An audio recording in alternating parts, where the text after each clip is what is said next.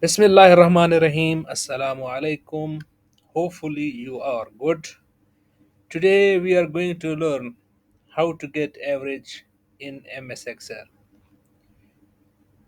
Let's assume that I want to get average of F column. So I just write here formula is equal to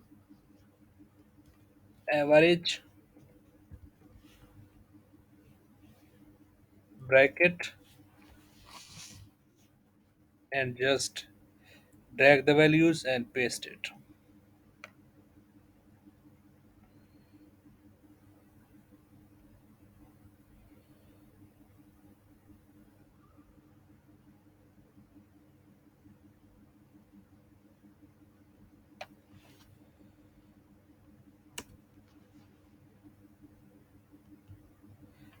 So it gave us the average of F column. Thank you very much.